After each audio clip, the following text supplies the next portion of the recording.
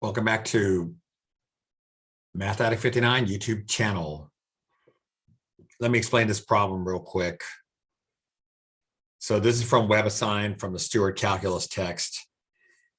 Make sure you realize that acceleration is derivative of velocity.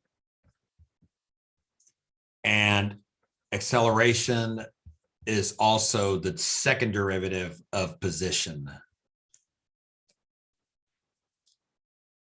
And that's very important. And remember, in Cal 2, many functions in Cal 2 are basically velocity expressions. If you can associate what we're doing in here to velocity, you're going to be in great shape. Unlike in Cal 1, where everything was displacement or position, and you were looking for the rate of change, this time around, you're looking for a lot of times rate of change going back to displacement. But in this case, you're also trying to analyze changes in velocity.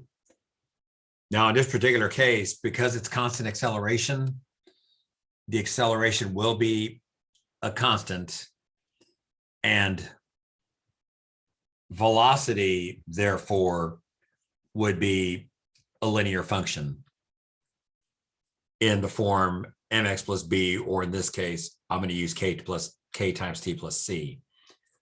So keep that in mind. I'm going to post a lot of these videos. That way we can continue on in our lessons. I'm recording lessons because, well, you know, we're having a winter storm. 37 degrees, mostly clear, and it's a winter storm outside. Yeah, better go put my chains on my truck. So in this particular case, all I know on this problem, the initial velocity is 28. The velocity 3 seconds later is 59. Now, the problem we're having is these are all miles per hour. And this thing is in seconds. So that could be a slight issue. What I think I'm just going to go ahead and do is I'm going to convert the seconds to, well, it says feet per second squared, so I have to do a couple of conversions. Oh, so what I'm going to have to do, really, it would probably be better to go ahead and convert the miles per hour to feet per second. So just make sure you realize miles per hour. The factor to convert miles per hour would be 5,280 feet. And the feet per second would be 60 squared. I know you're not going to be able to read that unless you have a 70-inch screen. So all I know is that if I want to go feet per second, I have to convert both those numbers into 5,280 over 3,600. Now, I have found out upon using my calculator, this ultimately does reduce down to 22 over 15.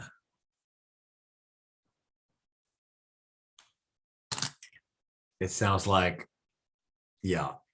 So anytime, so I could go, so a miles per hour can be converted into 22 over 15 feet per second. So that might help immensely. So here's what I'm going to have to do. In order to solve this problem, I got a lot of crap on my wall now, so I'm going to have to do some erasing.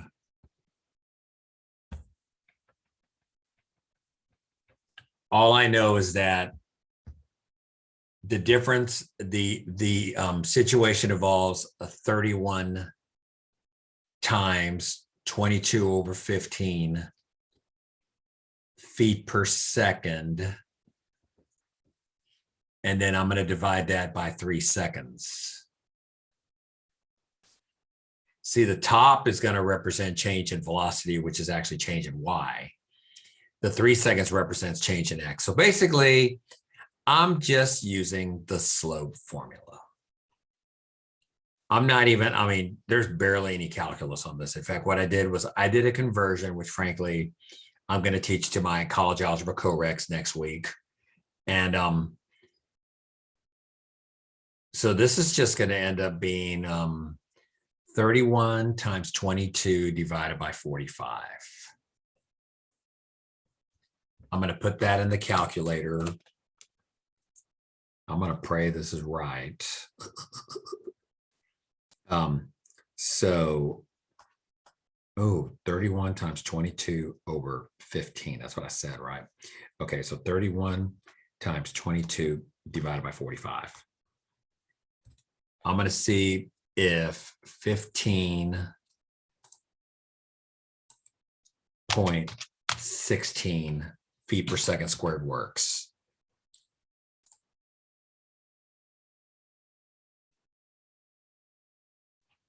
Yeah, I'm gonna have to do some serious stuff. Yes. So it looks like we took this very complicated calculus problem and we ripped it down to a college algebra problem. Maybe even a slight physics problem. But that would be the case with this particular problem. Keep staying tuned and keep watching all these videos. Y'all have a good day now.